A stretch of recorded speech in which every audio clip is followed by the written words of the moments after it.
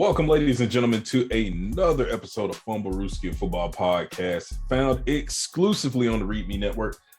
It's your guy, KP. We got the OG Big Facts. What's going on, bro? What up, bro? Man, just another crazy week in football on the college and the NFL front. So we got a little bit to talk about. Of course, we have our Super Bowl 56 matchup between the Los Angeles Rams and who would have thought this one coming, the Cincinnati Bengals. Got a lot to talk about that. It's Pro Bowl week now, so we got about another week in a few days before Super Bowl 56. But a lot happening in college, a lot happening in the NFL. We're going to go ahead and get into it. Starting out. Before we do that, I just want to say I hate that I didn't pick the Bengals. I've been riding with them. I wanted to pick them. I just thought Patrick Mahomes would pull it out.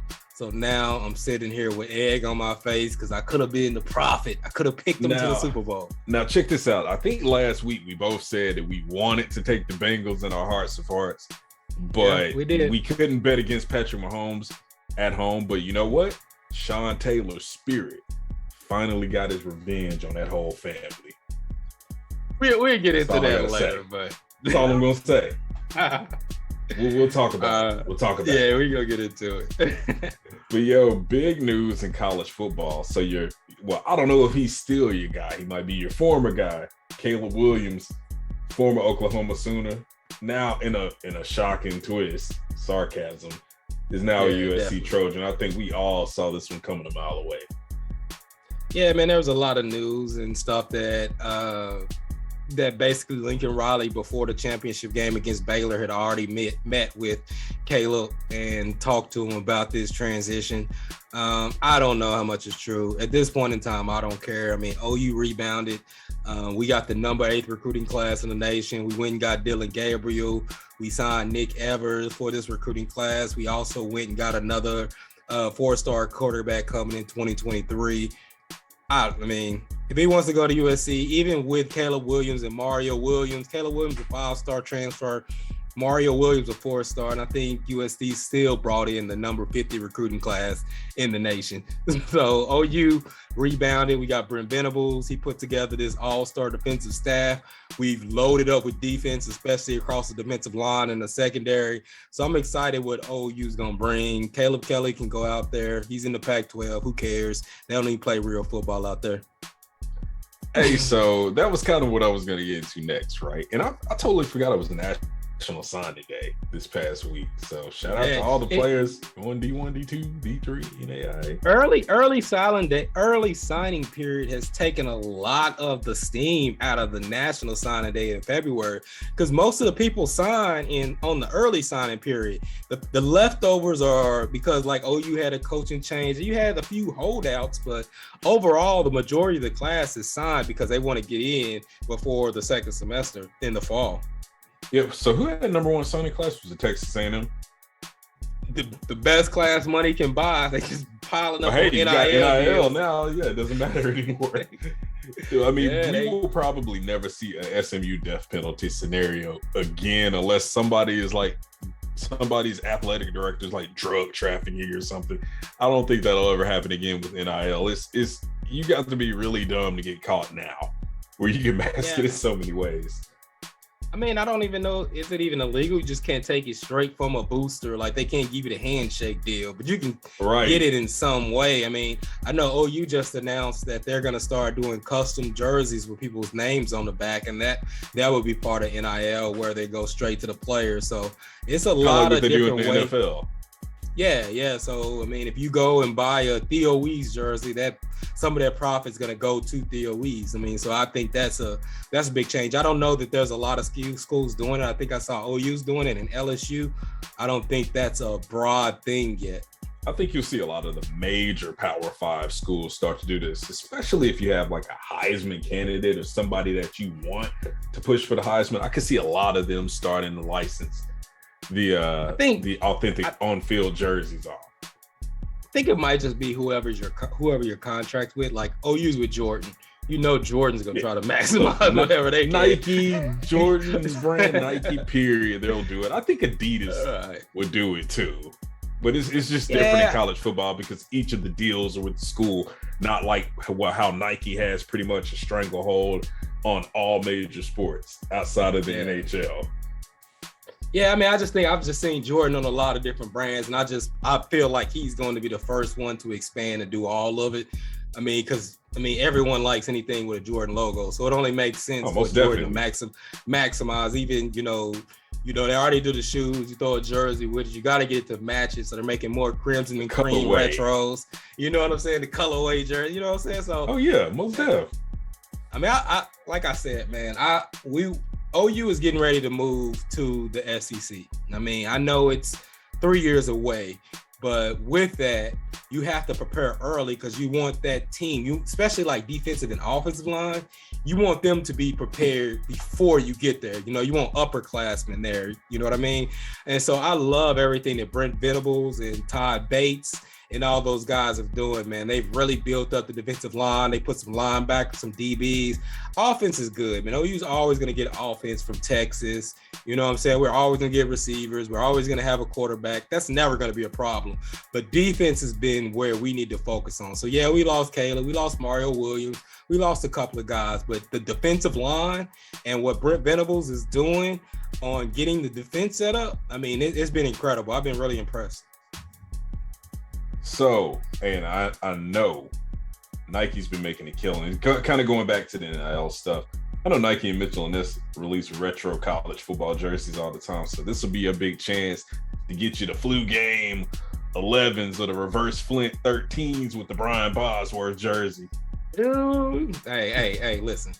There's a lot of names we can speak around me. That ain't one of them. You know what I'm saying? Pick another linebacker, bro. I remember. I ain't forgot yet. The Rocky Calmus. Okay, Rocky. All right, I go Rocky. Don't talk to me about no Bosworth. He's snitch. He's a snitch. He's 6'9". Okay, yeah. I remember the documentary. Yeah, he's 6'9". Okay, you can't talk to me about him, bro. Hey, Ace Boogie got shot. That don't mean the game stopped for everybody, right? Nah, man. Niggas get shot every day, B.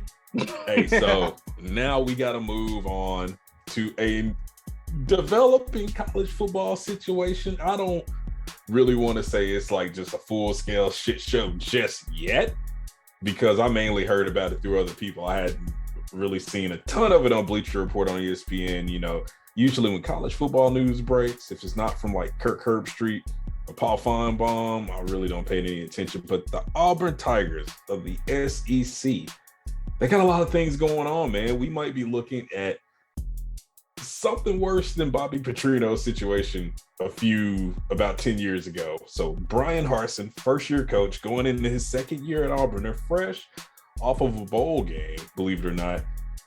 Things are going down, man. They've already had 1 million transfers out of the program. They've had coordinators leave to go to other schools. I believe Derek Mason was the defensive coordinator out there. He's gone. Their offensive coordinator is gone, so they've had to hire new people. Some players have come out and says he's been tough, but the kicker on the whole thing, and now we don't do a lot of gossip on Fumblerooski, a football podcast. So I'm just going to say, allegedly, they're saying Brian Harsin knocked up his side piece, man, or that he has a side piece. Cheerleader. And got her pregnant, man. She's a cheerleader, too. A cheerleader? Yeah, man. So she's a student.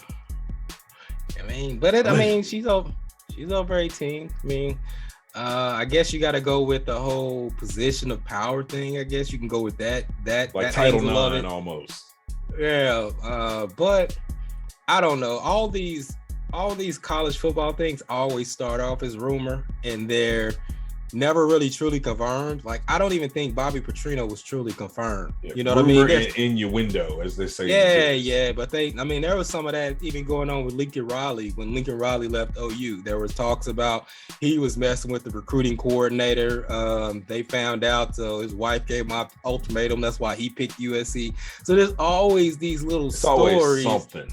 Yeah, that you start finding out and start trickling in. So I don't know, but I do know that these stories usually start with what sounds like a rumor, and then they start to pick up steam. I don't think Bobby Petrino leaves if he doesn't get caught lying with the AD and have the motorcycle accident. So these rumors are hard to prove, and usually coaches really don't pay the penalty for it. So I don't know what's going to come out of this situation. I just look at more like the transfers with Auburn. I do know that Alabama just passed the NIL for the state of Alabama. So a lot of reason why Texas A&M is the number one recruiting class is because Alabama didn't have like the NIL deal like fully legal or something. Now that they do, Auburn and Alabama is going to be a real player in that.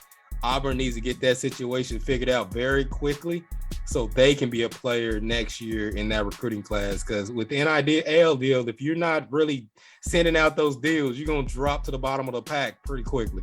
Yeah, tell me about it. I mean, that's going to set the pace for how programs win going on in the future. It's just going to be like the 80s reloaded, where a lot of schools were, doing some not so legal things to get the best recruiting classes in the nation.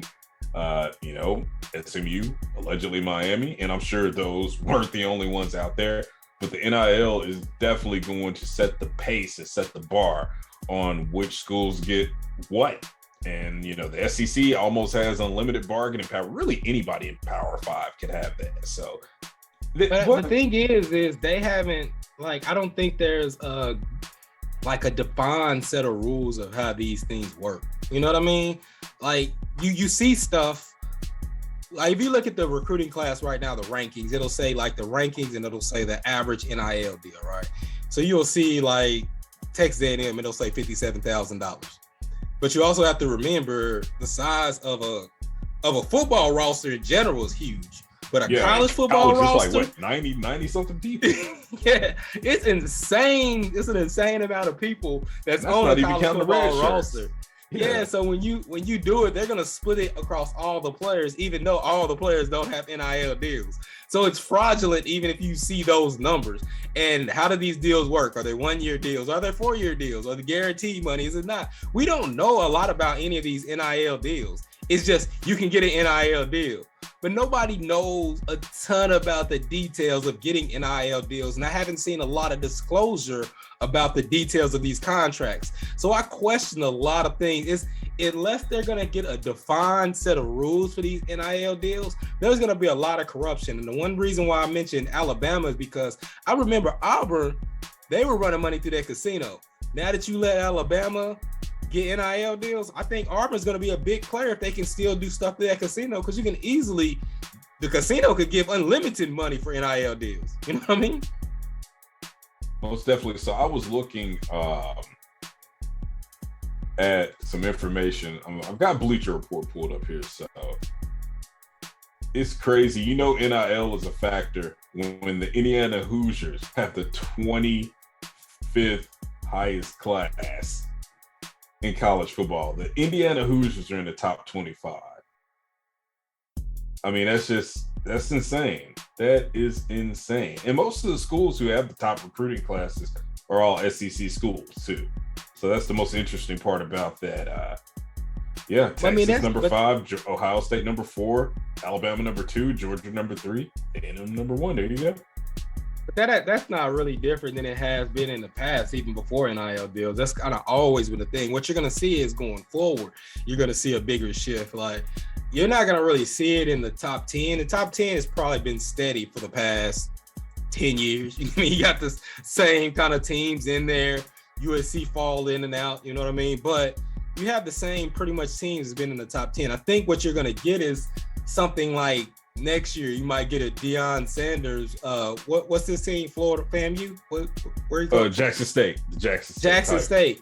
So Jackson State is way higher than it's supposed to be. What, they got like 2 5-stars or something? You got his son just got a did he get a Gatorade? Well, Shedeur Sanders just got a deal with Gatorade. And he in Prime Time's Coach Prime's other son, Shiloh, got deals with KFC. Right. So you get HBCU kids that are not even on the prime time getting these prime time. That just leveled the playing field for a coach with the status of prime time. And not to mention, look at the endorsement deals he has. Subway, Under Armour, Pepsi, Aflac. So by proxy. And he has his own podcast on Barstool. Has his own podcast on Barstool. I think he has 2 of them. Yeah, and they got the one with Jamie Dukes. Yes, they pay a lot of money. Yeah, they be playing bank on those. And, his son has a clothing line, which they make all types of merch for the team, which sells spectacularly well. And then through Under Armour, we made the point of schools selling jerseys. Now they're doing it at Jackson State too. to start doing colorways and stuff to match, and you can do, because they're not so well in HBCU they're traditional, but you can do some things that just make people buy your merchandise. Like he has, like the field is a lot more level for Deion Sanders than it has been ever in history. You know, coaching at Jackson State, like I feel like he will leave, but he doesn't really have to, because he can start getting top 10 recruiting classes off his name, off his power. You know what I mean? Off his respect, off the fact that he could get deals, and they'll line up with Deion, because you can't really lose lining up with Deion. Like you might lose on the kid, but you're not gonna lose being in line with Deion. Not to mention, look at the visibility that HBCUs are getting and the doors that are being opened. And I'm actually going to transition to our other discussion around the NFL coaching situations and what's going on there. But you have not only Deion Sanders at that school bringing all types of attention. The team is actually really good.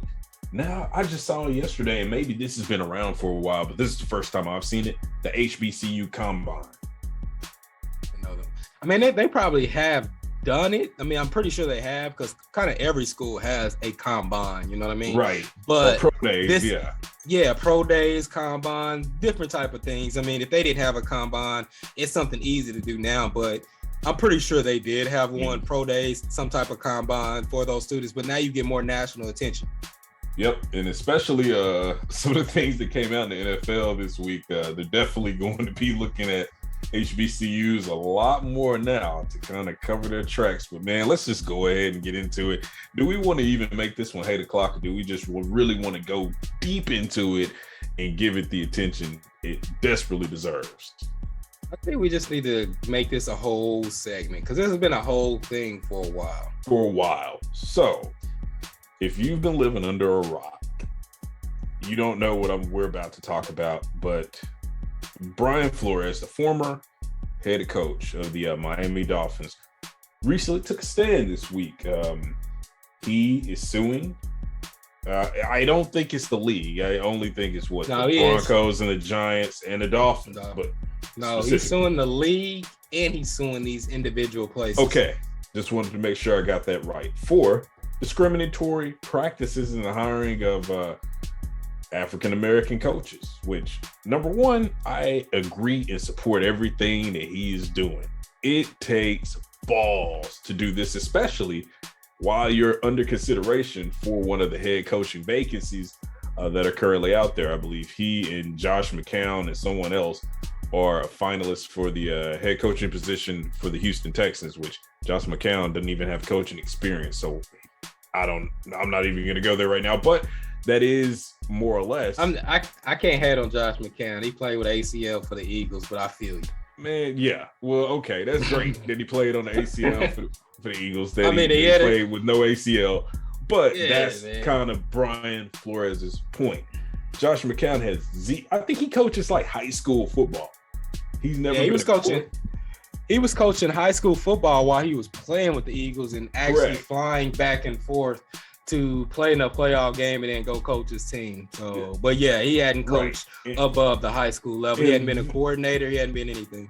Correct. And this is not an indictment against him, but these situations are what Coach Flores is talking about when Black coaches are held to much higher scrutiny than their non-Black counterparts. And also, I mean, they have to go above and beyond to even get a job and even qualify. And it really makes, I mean, the Rooney Rule is just a mockery anyway. It's already a mockery, but this makes it totally worse. Now, here's the kicker, because now this part gets into corrupting the integrity of the game. But Flores' suit alleged that the Miami Dolphins owner, Stephen Ross, that's his name, right? Stephen Ross. Right. Wanted Flores to tank on purpose. He was going to offer him $100,000 a game to lose so that they could get a high-profile quarterback in the draft. Now, mind you, but I don't think that is something unique. I think that that's something that's common. Correct, because Hugh Jackson stated the same thing. Oh yeah. Hugh Jackson stated the same thing, that like the Broncos or that the Cleveland Browns paid him an handsome unnamed sum of money to also tank games or lose games. But yeah, I mean, it's just crazy because he got fired and he basically had a winning record for 2 years. You know, I know Tillman went into this in really great detail. By the way, folks, check out Tillman's Temper, also on the Read Me Network. But he had several good points where he, you know, basically just called it for what it is, you know, blatant racism, where black coaches are highly scrutinized, not only in the NFL, but in college too. I don't know if you remember back in the day. And I know we go way back as far as we've been watching football. You remember Tyrone Willingham, who's now on the college football playoff committee, but he coached Notre Dame back in the day. Notre Dame, and they were winning games, but it wasn't like national championship. Like, you know, they weren't going like 12-0, 12-1. They were a respectable like 10-win team, 9-win team, and Ty Willingham got fired. And literally every coach after him has done horribly, or not up to that level. Maybe Brian Kelly, but a lot of the coaches since then haven't done anything compared to winning. It's only been Brian Kelly, and he's had some up and downs. It took him like 3 years to get going. Yeah, he's gone. So now they did Black man did. All right, you gotta give his coordinator, so I gotta give him credit. I gotta give him credit. They did hire a brother. And, you know, shout out to Mel Tucker for getting his bag too. But in the NFL, for a league that's 70% black, and for a league that after they effectively blackballed Colin Kaepernick, started to kind of get on the woke train and, you know, do the whole, they basically were pandering. You know, they said they were partnering with Jay-Z. They gave him some sham title. And at the end of the shows, but I mean, you seeing the halftime show shit coming, just like it's in LA this year. You got Dr. Dre, so blah blah blah. But that's not gonna fix the hiring process, and you can do whatever music you want. Exactly. Well, we know. I mean, league 70% black, but from a player standpoint only. But and now I want to get your opinion on this because I've been kind of going on, and I'm gonna wrap my end up here pretty soon. But at the end of the day, the people who ultimately wield the power in the NFL are the owners. The owners own the individual clubs that make up the NFL. The owners also pay the commissioner.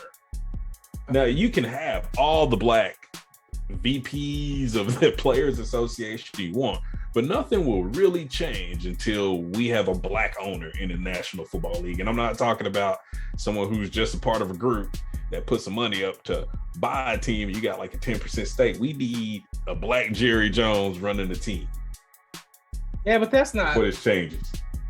I don't think that's gonna really change the issue, right? I mean, you can get anybody to own a black face on the team. I know like Condoleezza Rice was big on, she wanted to buy the Browns and she wanted to like buy a team, and you have Jay-Z who was trying to buy a team and they just gave him the halftime show. But I don't think that's really the solution. I mean, you can get an owner of a team, but it's still going to be a boys club. You're still outvoted. Kind of like on the show Ballers when Spencer Strassmore like bought the Chiefs in fiction. Yeah, but that's a TV show. Yeah. Yeah, you can buy them, but you're still going to be voted out because it's a boys club, right? You're not going to have a majority of the vote. It still goes together. Goodell is paid by the owners. It's all owners. You only have one vote of 32, right? So what you need is somebody, and I'm not a Raiders fan, but what the NFL is missing is Al Davis, right? Al Davis didn't really go for that shit. Al Davis would sue the league, get him in line, like. He was that guy, like that really fought for the rights. Now we need a black guy to come in there, but he's not going to get the same respect as Al Davis because Al Davis used to give brothers chances too. Like Art Shell, like he did a lot. Al Davis didn't care. Al Davis sued the league more than anybody. Al Davis took over the Raiders like a corporate takeover. Like he stole the Raiders from the owner. Like it's a real mafia type shit that everybody swears up and down that Jerry Jones is such a G, man. Al Davis was a real G. Yeah, Al Davis was a real OG. Like he didn't come for money. Al Davis didn't come for money. Like Al Davis was a coach who used to play.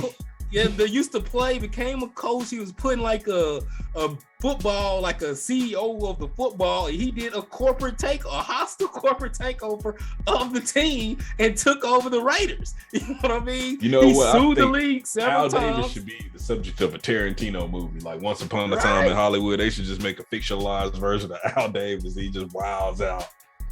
Hey, like I don't think like they did a 30 for 30, but Al Davis really needs his own movie, a TV series, or something to really let people know what Al Davis did. Al Davis was real groundbreaking, and that's what you kind of need. You might need a white owner because if you put a black owner in there, he's not going to carry that type of stick. You need a traditional owner that's been in the boys club to make change, unfortunately, right? Because if you put a black owner that's new in there, you can do a lot of stuff, but he has to have crazy money to really have the power to really sway these people, because it's only 2 black people currently. Well, especially black men. You got like Byron Allen and Dr. Dre, maybe Jay. I mean, I don't even think they got enough.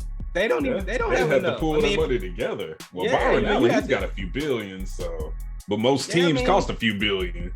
Right. I mean, it's got to be like a conglomerate situation. You know what I'm saying? Like a Bezos. Yeah, like you got to get a couple of people because they got traditional money. So unfortunately, it's a boys club. Yep. What we need to do is they tried to boycott, but black people need to take control because, like you said, black people is the majority of the NFL, right? Yep. Majority of the viewers is probably black. I mean, you want to come on, bro. You know what I'm saying? It's got to be the like Madden fan base. Yeah, I mean, but so we have to kind of take control for some of that, but. I like that Flores took a stand, and it really came from the fuck up of Bill Belichick. If you don't know, Bill Belichick texted Brian Flores to congratulate him on getting the Giants job, but he was really trying to text Brian Daboll, the offensive coordinator of the Bills. This is where this all comes from. But the ironic part about the whole thing is this is all based on the Rooney Rule. And the Rooneys, when it started, they have the longest lasting black coach in the NFL right now. Well, Mike Tomlin's like Highlander, man. There can only be one, apparently. It came from the Steelers, right? And I don't even think the Steelers were discriminating. They were just, once you get in with the Steelers, you're kind of tenured. Then they got a transition coach that they were coming. So they weren't interviewing black people. They were just going from coach to coach. And Mike Tomlin got the job. And, you can say that you don't have to have a losing season or what, but I just think that's how the Rooneys roll. Once they get consistency and somebody that's there and they like them, they're going to keep them. That's not the same for every NFL team. And it's the same kind of argument that you have for affirmative action. Like once you put that rule that you have to interview a black person, then it kind of makes it kind of token. Yeah, it's a sham interview. It's a sham. You get a token, but then if you don't put that rule in, then they don't get interviews. So it's kind of a catch-22 because right now, and even in coordinators' position, you don't have to interview people for coordinators, and black people don't get promoted up. I just saw an interview on NFL Network where they were talking about they're training dudes that jump them because they're not getting promoted in coordinator positions. So I don't really know how to fix this. Do black coordinators just boycott? Do you go to another league? Do you stop? I don't know what the fix is because mandatory interviews for black people hasn't been shown to work. And then if you go, let's say, now I think basically everybody should pull a Deion Sanders. You should see a lot of prominent names go to HBCUs, but then they still wouldn't care. They'd be like, all right, cool, you right where you need to be. Yeah. But I mean catch-22. Yeah, but Deion is different though, because even if you winning has not proven to move them. You know what I mean? Because you've had black coaches that win. There was a time where you thought black people weren't intelligent enough to play quarterback. There was a time where you thought black people weren't intelligent enough to play with white players. That was proven wrong. Then there's a time that you didn't even think black players were capable of playing quarterback. That's been proven wrong. Now there's an influx of black quarterbacks. Now the time that we're going through is you don't think black coaches are smart enough to win, and that's not true. Which is crazy because we had a black man win the Super Bowl 10 years ago. You don't have a leash. Brian Flores didn't want to lose, right? Yeah. And he's winning. But then you got people like Doug Peterson coming back. right? You gonna hire Doug Peterson back and he's okay. Jeff Fisher got jobs for like 20 years and was trash. Mediocre As fuck. Look at Adam Gase. Adam Gase. He's gonna be back in the NFL probably as a coordinator. What's the dude that they've been begging to get fired in Chicago that finally got fired? Matt Nagy. Matt Nagy. You can be average as fuck as a white man and coach for 3, 4, 5 years. As a black man, you have one losing season, they try to let you go. You don't unless do you're Marvin Lewis. He was a rare case. Yeah, and Hugh Jackson to a point. But he was with the Bengals. The Bengals is another organization that kind of sticks with you, right? But if you don't do what they want, if you're not their boy or their guy, like Brian Flores didn't want to lose, he wanted to win. Brian Flores didn't want to. So not only do you have to be a good coach, but you have to be a yes man too, because if you stand up, you're going to lose your job and be labeled as difficult. Brian Flores is being labeled as a difficult person to work with because he had a mind for himself. That's why. It's not because he was actually difficult. You heard assistant coaches and stuff talk. He's not he's not difficult. His players loved him. His players love him. There's a lot of coaches that don't believe in the quarterback that's drafted. Like he didn't believe in Tua. He didn't want to draft Tua. That's his right. He don't have to believe in Tua. And that's the problem, man. I mean, the most successful teams, what one trait do they have? And this is kind of deviating, but I'm gonna bring it back. The ownership doesn't interfere with what the coaches do or the GM does. But then you got that subset of teams that will interfere, and that's why they're at the bottom of the barrel. Cowboys, I mean, hey, the Cowboys my team, but it's true. Dolphins, they're not bottom. They're not bottom of the barrel, but they got to chill. They did. Yeah. I mean, I can say this. You can't, but I can. Anyway, it's just crazy, and that's the crazy part that we had a black man win the Super Bowl, and their black coaches still aren't getting the props they deserve. Yeah, I mean, it's just like black people have to go above and beyond to prove that they're just capable of doing the job. Like, we shouldn't always have to be great.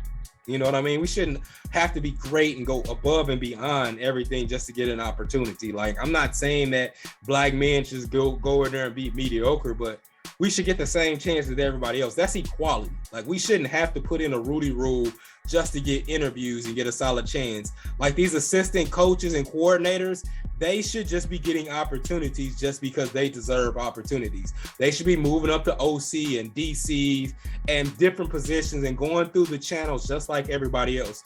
You shouldn't have to fight when we've already proven these things. Like, these things are outdated concepts. Exactly. We're not like monkeys. Like, yeah. Like, and then even though that was announced this week, you still see like Byron Leftwich. They thought he was getting a job in Jacksonville. Look what happens. Bieniemy. Well, he took himself out of that though. Yeah, he took himself out of that Jackson. I mean, it's the Jags. He said he wouldn't go there unless they let go of Trent Bulk. Yeah, that's right. Because him and Balky ain't feeling each other. Which that's another thing. They want to keep him. We got a few black GMs, but not many. And then, one person that will probably make an incredible GM, Louis Riddick, still hadn't got an interview. I think they only have 2. But I mean, that goes back to, you have to be so careful of the job you take as a black man.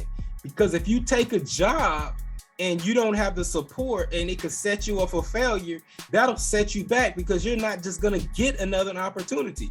There's only so many. And that was Hugh Jackson and who's the other one you named? I can't remember. Bengals coach. Hugh Jackson, Marvin Lewis. Hugh Jackson and Marvin Lewis were the only ones that got multiple opportunities. Any other black coach, you're like Anthony Lynn. Anthony Lynn wasn't terrible. Like, he was a good coach. He just had problems with time management. Right. That's no different than Andy Reid. Herm Edwards. I think Herm Edwards will be the only other one I can think of. Herm Edwards and Denny Green. Yeah, like Anthony Lynn was out at the Chargers, and he didn't do bad. They were in every game. They played hard. He just had bad time management. That's no different than Andy Reid. Andy Reid's been doing that for 20 years. Or Mike McCarthy. Yes, they've been doing that for 20 years. How did Anthony Lynn lose his job? And that team was competitive in every game. He had a young rookie quarterback playing in those games, and then he loses his job Okay, you had a bad season, but you had a rookie quarterback. You weren't even expected to be competitive. How do you lose your job as a young coach? And then we've also had black coaches get fired after one season. It happened this year with the Texans when they fired David Culley after one season. Then it happened with the gentleman in Arizona right before Kingsbury got there. So, I mean, it's just... Because you have to be... Period. If you're not great, you can't be average to be a black coach. You have to be great. You got to be elite. You got to be great. You have to excel. You have to be good for advertising. You have to be someone that's easy to work with, or you have to just be great. Like, you can be an asshole, but you have to be great. But that's not the requirement for every other coach in the league. Now, like, there's other coaches that are just been bad, and Bieniemy should have a job, right? My boy Deuce should be more than a fucking running backs coach. Like, he's been a running backs coach for the last 15 years or some shit. Dude should have a job, like a head coach. Dude should be like big. They're just bringing him in for Rooney Rule head coach. Like, he hasn't risen above being a running backs coach. It's crazy, man. I'm gonna give the league hate o'clock for that one. Well, for the response, because they said it was like a baseless claim. But then you literally have this unfolding before everybody's eyes where they can see it. So, league getting hate o'clock from me. I will say this though: the bad part about that whole thing is, would that hold up in a court of law? Because the fact is that Bill Belichick did text that, but Bill Belichick isn't part of the New York Giants organization. He's not in the know. And even though he did text that, and then he did get hired or whatever, it can still be considered hearsay because he wasn't an official of the New York Giants. It's just a coincidence. Yeah, it's not somebody that was actually, if it was somebody within the New York Giants organization that was really in the know, you could just say, I don't know what he was talking about. He guessed. So I don't think that holds up in court, even though it's, what do they call it? Can't remember what they call it in court. I mean, it's big. Yeah, it's plausible evidence, but you have to have something to confirm and validate. Evidence. Circumstance, you got to have something to validate that and come in with. I don't know that that's going to be enough. A civil suit, the burden of proof is lower. So maybe the league reacts. Maybe he gets the Texans job. I don't know, but I do know that they need to do something about the Rooney Rule. It's funny that Johnny Cochran was the one that was the reason why the Rooney Rule. Yeah, and you're gonna need something like that. You're gonna need something to be done with more powerful people than one person. Like, Brian Flores can't stand alone to really make change. Right. It's gonna be like, it needs to be a strike of black coaches, which is dangerous for black coaches because they might just get replaced and they might just lose their job. It has to be a strike of black players. It's gonna have to be something more powerful. You need one person who is at the center of it to stand up and say something. I think that's Belichick. I think that you need all black quarterbacks to stand up. Yeah, I think you need black quarterbacks because they made some movement. Or black players, period. Yeah, black players, but quarterbacks really move the needle. Because if you get the quarterbacks that have money committed to them, I always look at everything about money, right? You got some black players that can't do it. Yeah, but there's a lot of black quarterbacks that have a lot of money tied up into them where they can take a stand and say, hey, no, we're going to get together and we're not going to play until there's change. You get Patrick Mahomes, Lamar Jackson, Russell Wilson, Deshaun Watson been sitting out, but he's still holding a good chunk of the Houston Texans cap, and I'm pretty sure he still has a voice. Dak Prescott, all these quarterbacks that hold a large chunk of money for the organization with multi-years under the contract where you can't just cut them and let them go. That's who need to stand up. I don't want to ask the 60th man that doesn't have a guaranteed contract that's making $60,000 to stand up. I want these black quarterbacks to stand up because there was a time when black quarterbacks weren't smart enough to play the quarterback position. And that's changed now.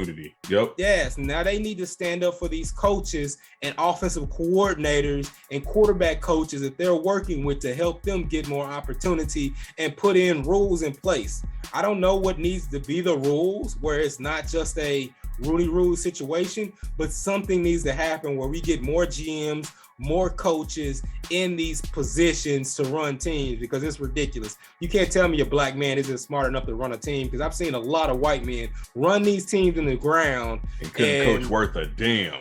And couldn't coach worth a damn. We have years of data that say there's a lot of white men that can't coach worth a damn. You know what? Several opportunities. Every year we get a data point that we got 16 owners that run their teams into the ground when they don't make the playoffs. 16 coaches. At least 16 coaches. At least we have coaches making the playoffs that don't need to coach. Like exactly. McCarthy is trash, bro.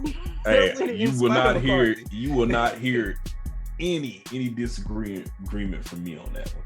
In fact, they're saying that Kyle Shanahan is not all that great now. He's labeled a genius, but I mean, come on.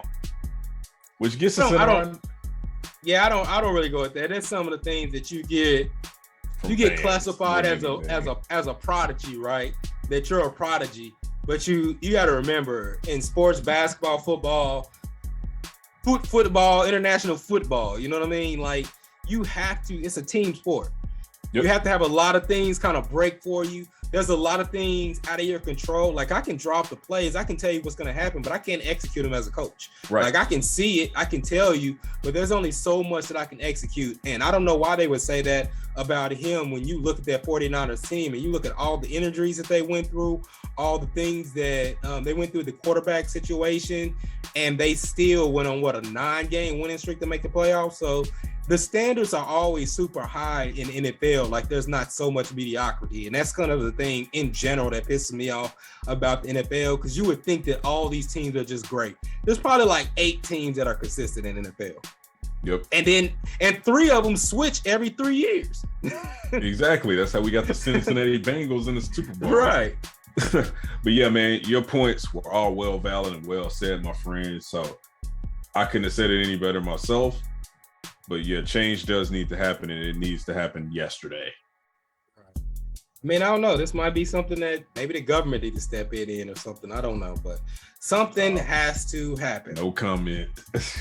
No comment on that one. Absentee is the theme of the year right there. But anywho, man, so Tom Brady returned, announcing it officially. Care to talk about it? I mean, about that time. I mean, maybe he just felt it. He signed. He got that money. Maybe if they won again, or maybe if they got closer, he comes back. I know he still had like another year on his contract, but I mean, it's about that time, man. What else? What else can you accomplish after getting under the shadow of Bill Belichick and the Patriots and saying that and proving that you can win without them?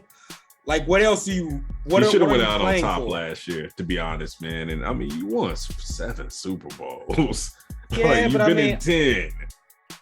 I don't blame him for running it back. I mean, you won the Super Bowl and you're bringing back everybody. Why not try to win it again? An 8th won't be good, and you don't. And it didn't go. You got injuries. Then you start looking at the landscape. You got Chris Godwin coming off ACL. He may or may not return. Brian Leftwich looked like he might be leaving. I mean, it's just 2 AB left. Mike Evans is perpetually hurt. You know what I mean? So then, you got the family situation too. He's got his kids are getting older. Yeah. You know what I mean? So I feel there's literally nothing else for him to prove. Like, what else could Tom Brady? The only thing that Tom Brady can do is what we joked about with LeBron. Like, from this point on, it's just go from team, bum team, and just take the Super Bowl. Have a win. Yeah, if you're not doing that, if you're not saying, all right, I'm taking the Browns this year to the Super Bowl. Yep. All right, I'm taking the Dolphins this year to the. If you're not doing that, you might as well retire. The only thing that can really make him a true legendary, because we do call him Tom. I mean, he's already a true legend. He's already a true legend. Don't disrespect, bro. Well, I was gonna say he's got to become the first active Hall of Famer.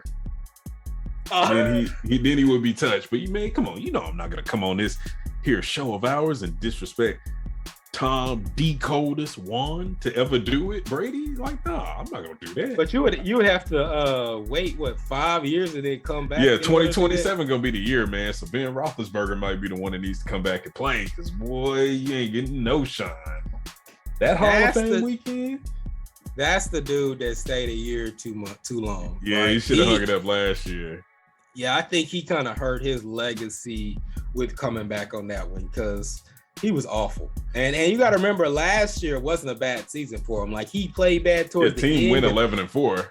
Yeah, they were undefeated until that ending stretch, and you could even blame some of that to injuries. And I think he should have hung it up then. I did like the fact that it feels like they're actually going to give Dwayne Haskins a chance to win that job. They said Mason Rudolph and Dwayne Haskins will have a quarterback competition. I think Haskins can win if given a first shot. Yo, so they were actually, the Steelers were in the news because they were thinking about taking the quarterback from Liberty in the draft over Kenny Pickett. So we'll see how that shakes out. Yeah. But I'd like to see Dwayne Haskins get a shot. I really would. If he has his head on right. We got to remember that he came out probably a little too early from Ohio State. Yeah. Some immaturity issues. But I think that was a wake-up call. Yeah, I mean, but then you still get some stories this year about him being late, not putting in the effort and those type of things. And if you're fighting for a spot and you're the third quarterback, you're trying to show yourself. But at the end of the day, he's still talented. He's still talented enough where you have to give him a shot. I just hope that he takes it serious, put the focus in, and you don't hear the same type of stuff that you heard when he was with the Washington football team. Now, we used to say TBD. I know you anxious, but I don't care.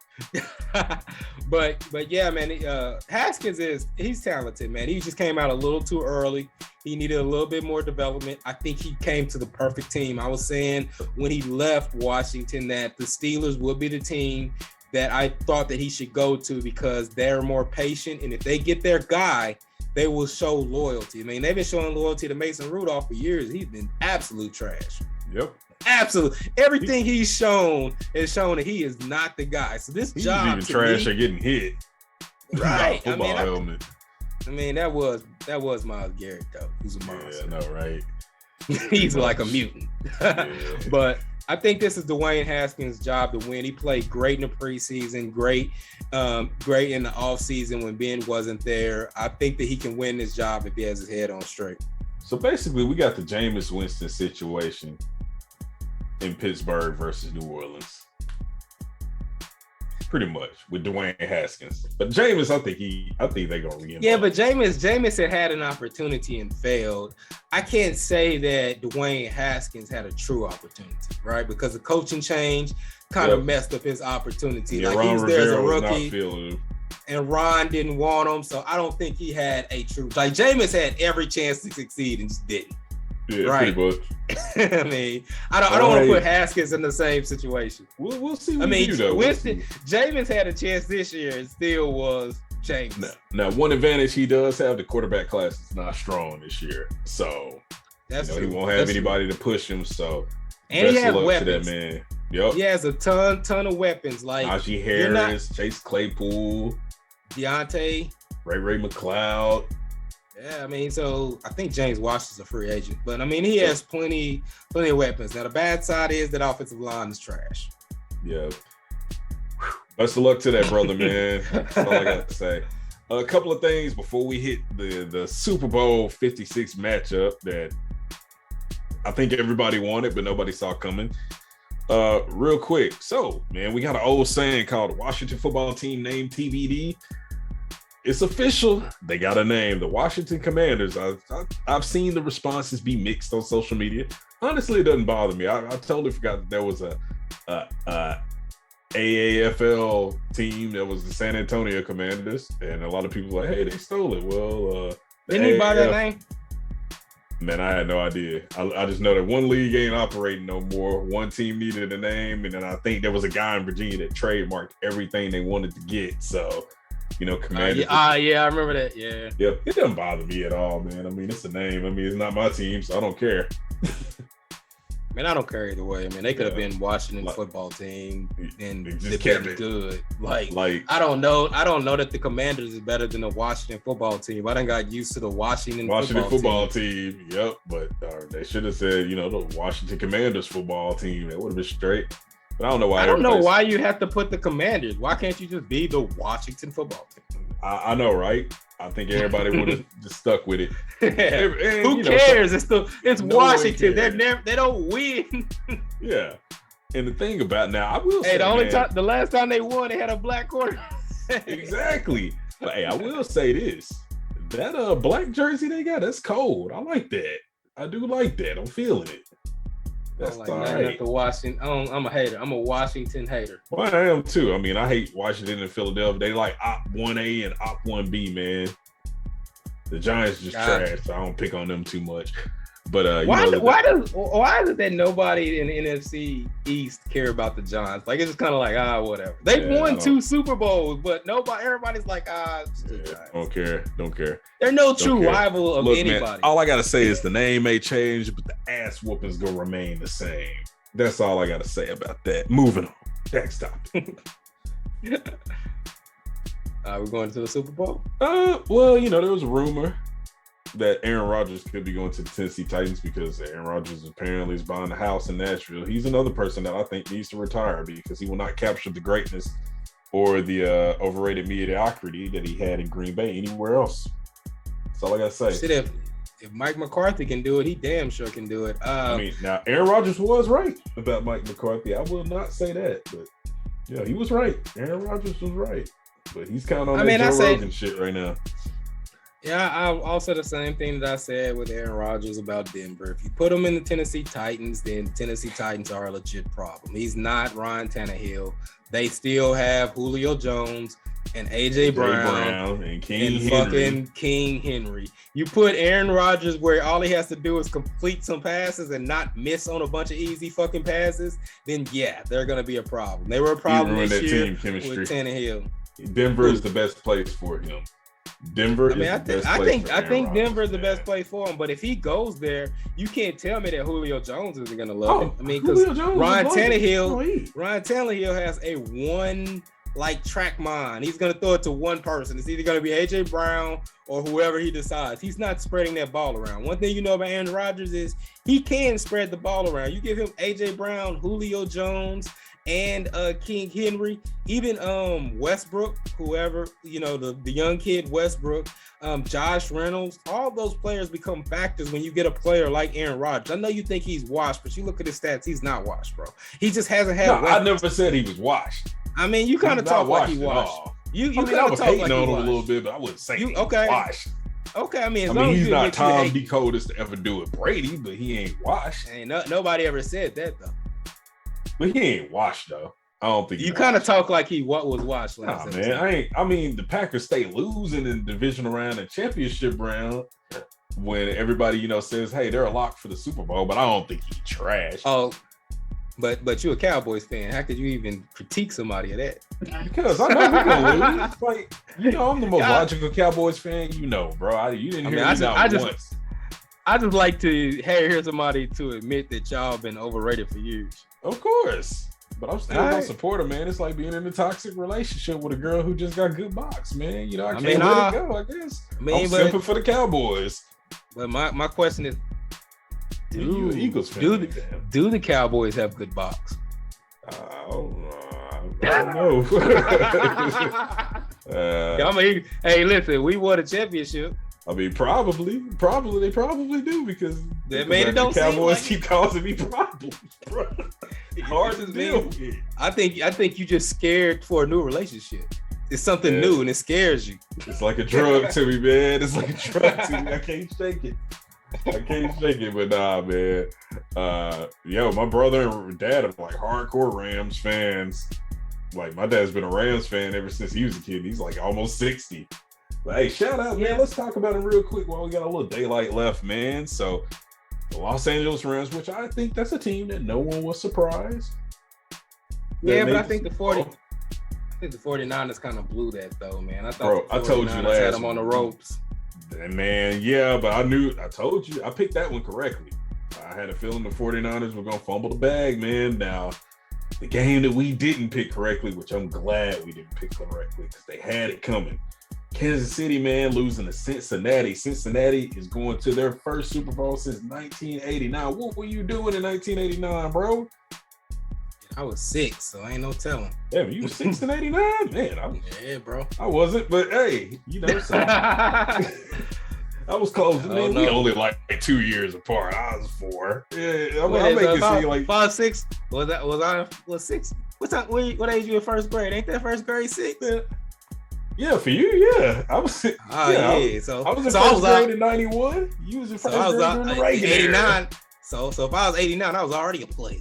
You know? Hey, my guy I was a player before the 90s. Hey, my guy was in school during the Reagan era. Right, man. You know what I'm saying? Getting shit cracking. Hey, yo, check this out, man. So, I mean, who was the quarterback the last time they went to the Super Bowl? Was it Boomer Esiason yet, or was it still Ken Anderson? Boomer didn't go to the Super Bowl. Are you sure with the Bengals? Did Boomer go? I don't remember Boomer going to the Super Bowl. Boomer might have been, man, Norman Boomer Esiason might have been their QB in '89.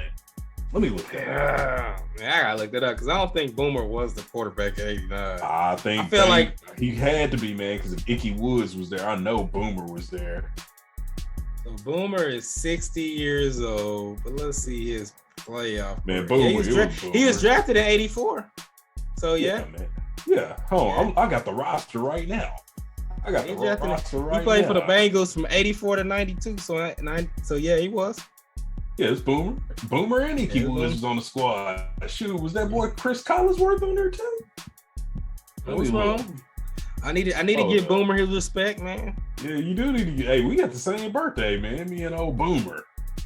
I used to get geeked out about that as a kid. Yep, he sure was the QB. He was 28, straight out of Maryland. I don't think your boy Chris Collinsworth was there, man. I still think Boomer average as fuck though. Basically, they were doing the Icky Shuffle, man. Last time Cincinnati went to the Super Bowl. Now who they talking about beating them Bengals in Inglewood in 2022? Bro, I'm starting to have faith. I'm starting to have faith that they can do it, man. This could be a Cinderella season where they can make it happen. Jamar Chase is the real deal. Hey. You got them Sooner boys back there running the rock. You know what I mean? Samari P. Ryan and Joe Mixon. You bring it back to the Sooner days. You know what?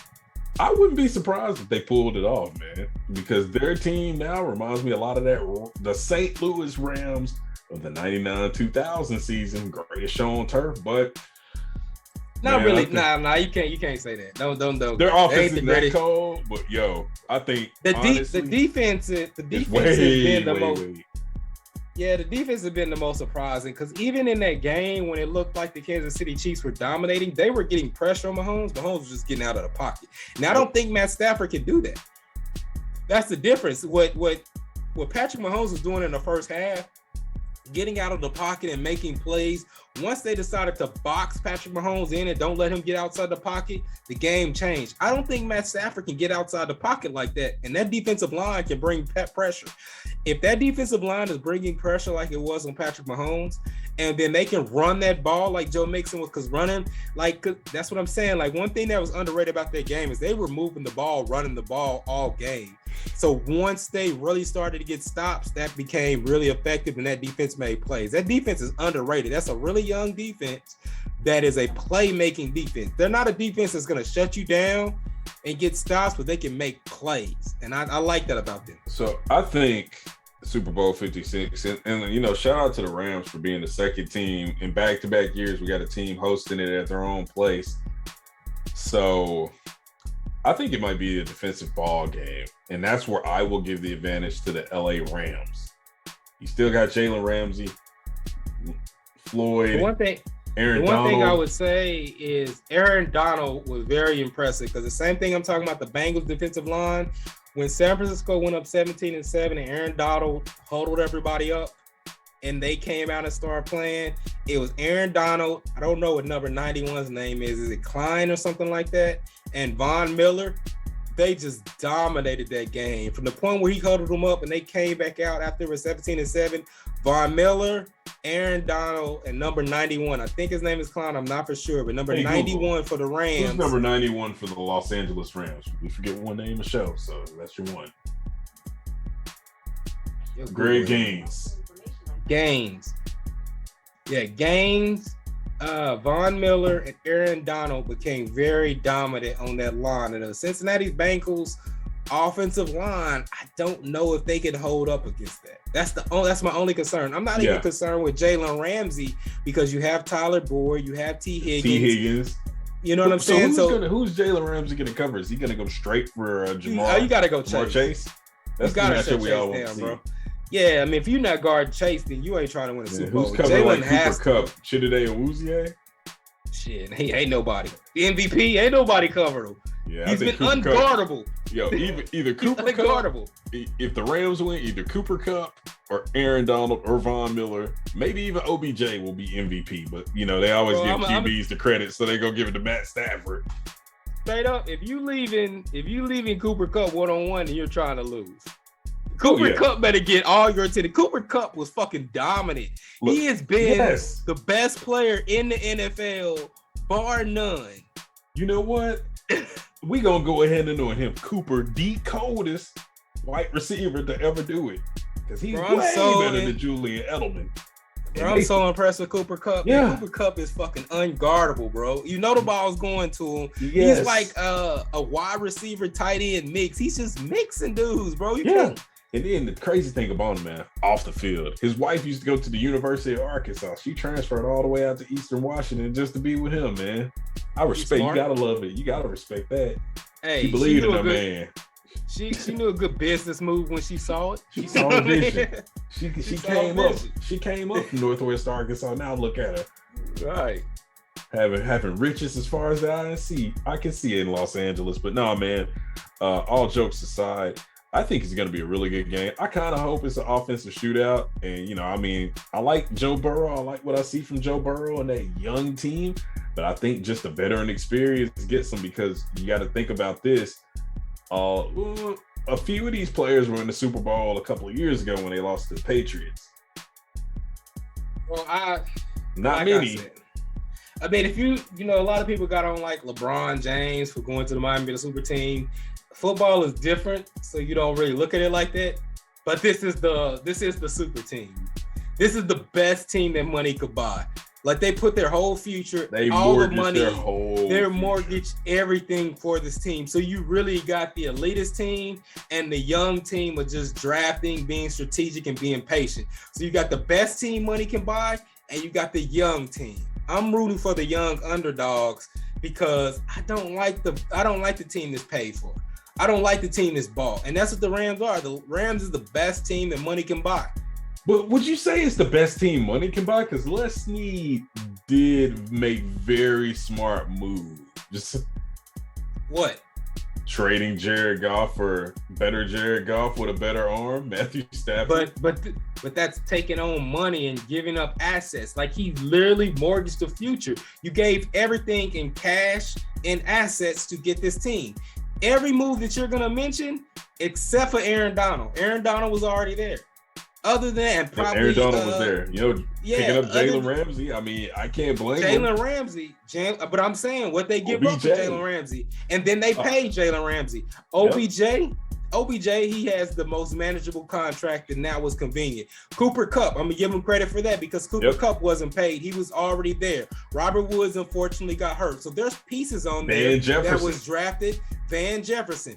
Oh, and they were talking about that. They were talking about that pick that Tart made, and Tart took the pressure off of Matthew Stafford, because I don't know where the fuck he was going, because Van Jefferson was wide open by like 3 steps, and he threw it to the middle of the field and where the DB was. So he saved Matt Stafford from being the Matt Stafford that we knew in Detroit, because if he takes that pick, that game changes. It's over. It's done.